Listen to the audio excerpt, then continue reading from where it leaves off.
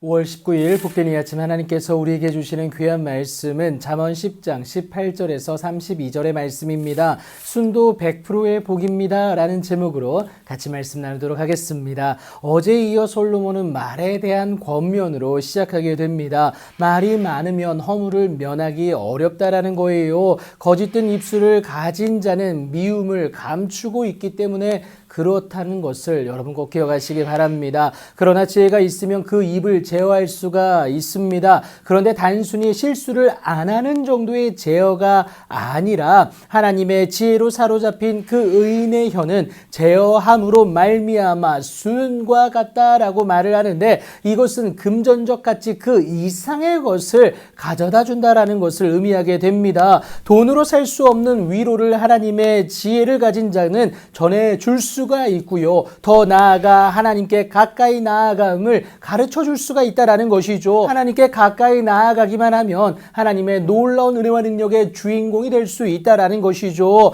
우리의 하나님 되시는 여호와께서 우리에게 주시는 그 복은요, 사람을 부하게 할 뿐만이 아니라 절대로 기억하십시오, 근심을 겸하여 주지 않으신다라는 거예요. 우리 삶의 모든 영역을 부하게 하심으로 말미암아 내일이 근심의 대상이 되는 것이 아니라 오히려 하나님으로 말미암은 기대가 되는 내일이 되게 하신다라는 것이죠. 그래서 하나님으로 인하여서 명철한 자는 그 지혜를 낙으로 삼는 이유 아니겠습니까? 모든 상황에 대해 하나님의 허락하심이 있었다라는 것을 인지하고 여호와로 말미암아 기뻐할 수 있는 모습이 저와 여러분에게 있어야 된다라는 것이죠. 그것은 다른 것이 아니라 하나님께 감사하는 모습이에요. 그리하면 의인은 그 원하는 것이 이루어지게 되는데요. 다윗 역시 그를 의지하면 그가 이루실 것을 고백하지 않았습니까? 여러분, 회오리 바람과 같은 고난을 온 몸으로 맞닥뜨릴 수밖에 없는 안타까운 상황일지라도 하나님으로 인한 그 지혜, 그리스도 예수가 있기만 하면 영원한 기초와 같은 은혜를 누리게 된다라는 것이죠.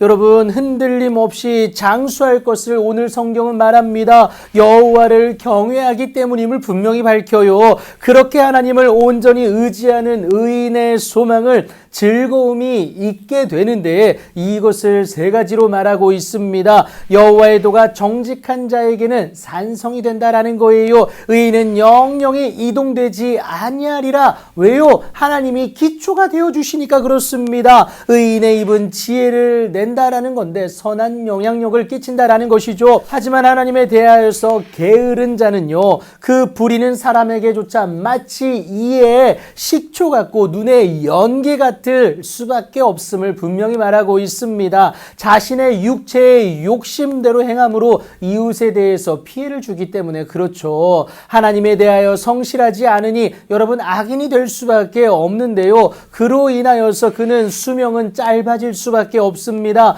악인의 소망은 당연히 끊어질 수밖에 없겠죠. 행악하는 자에게는 멸망이 있을 것을 말하고요. 악인은 땅에 거하지 못하게 됨을 분명히 말합니다. 패역한 여는 배임을 당할 것까지 말씀하시면서 이렇게 의인과 악인의 차이는 점점 더 벌어질 것을 분명히 말을 하고 있죠. 여러분, 이 차이는 어디에서 오느냐? 우리의 하나님 되신 여호와를 알고 있느냐, 그리고 그 하나님을 경외하고 있느냐의 그 차이에서 온다라는 것이죠. 하나님으로부터 오는 지혜를 소유한 자의 모습 속에서는 당연히 하나님을 알고 하나님을 경외할 수밖에 없습니다. 그렇게 하나님의 지혜를 따르는 자에게는 하나님은 반드시 복을 허락하시는데 절대로 걱정과 근심을 겸하여 주지 않으신다라는 거예요. 그러니까 순도 100%의 복을 허락하신다라는 겁니다. 이 때문에 예수님 역시 마태복음 6장 34절에서 그러므로 내일 일을 위하여 염려하지 말라고 말씀하시는 것 아니겠어요? 하나님께서 나의 필요를 알고 나의 모든 것을 알맞게